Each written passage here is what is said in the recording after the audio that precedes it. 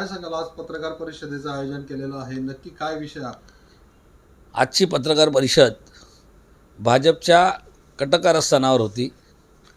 भाजपनी त्यांच्या लक्षात आलं की त्यांना स्वतःचा पराजय समोर दिसतोय आणि त्याच्यामुळे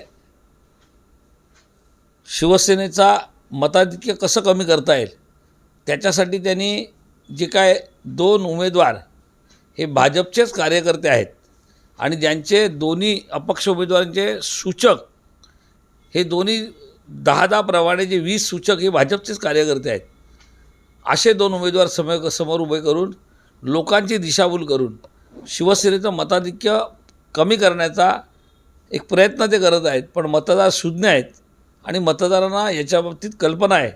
कारण ज्याचं नाव करणसिंग संजय सिंग पवार आहे, राजकीय दबाव वापरून त्याचं करण संजय पवार नाव हे दाखल करायला लावलं, अधिकाऱ्यांवर दबाव आणला.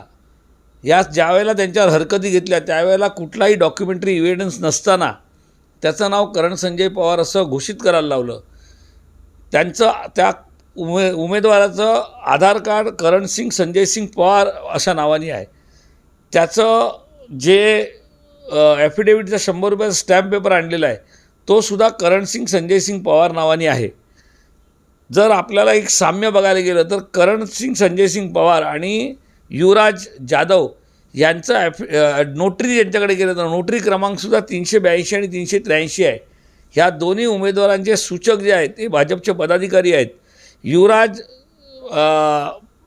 जाधव याचा अर्ज देखील 40 गावचे आमदार जे आहेत त्यांच्या ऑफिसमधला स्टाफ भरत गोरे यांच्याकडनं आणलेला गेला त्याची नोंद आहे आणि त्यांची अनामत रक्कमसुद्धा 30,000 ही कार्यालयातच पुरवली गेलेली आहे. अशा सगळ्या घटना बघितल्यानंतर भाजपचे पुरस्कृत बी टीम ही टाकून शिवसेनेची मताधिक्य कसं कमी करायचं असं कुटील कारस्थान हे भाजपकडनं घडलं जातं आहे. पण आपल्या उमेदवाराचं नाव काय? आपल्या उमेदवाराचं नाव आपण पाहिलं असेल करण बाळासाहेब पाटील पवार आणि त्याचे डॉक्युमेंटरी एव्हिडन्ससुद्धा आधार कार्ड असतील, पॅन कार्ड असतील हे त्याच्याकडे आहेत. नाम साधर्म्य दाखवून मतं कमी करण्याचा प्रयत्न होतो असं म्हणतो. नाव साधर्म्य दाखवून, निशाणी साधर्म्य दाखवून, मतदारांची दिशाभूल करून कुठेतरी मतदारामध्ये संभ्रम निर्माण करायचा आणि हा करण पवार का तो करण पवार करून शिवसेनेचं मताधिक्य कसं कमी करता येईल हे सगळं कटकारस्थान त्यांचं चाललं आहे. समोरच्या उमेदवारांच्या निशाणी काय?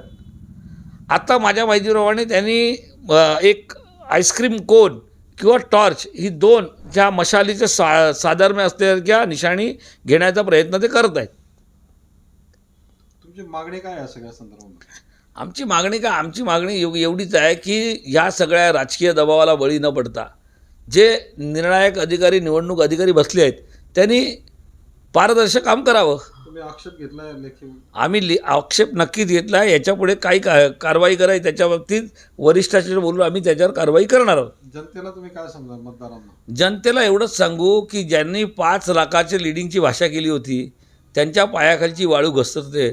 जनतेचा विश्वास माननीय उद्धवजी, माननीय पवारसाहेब, माननीय राहुल गांधी यांच्यावर आहे आणि त्याच्यामुळे इकडचा विजय हा जनतेच्या मनातला विजय असायला पाहिजे. म्हणून जनतेने करण पवारांच्या मागे ठामपणे उभे आहे.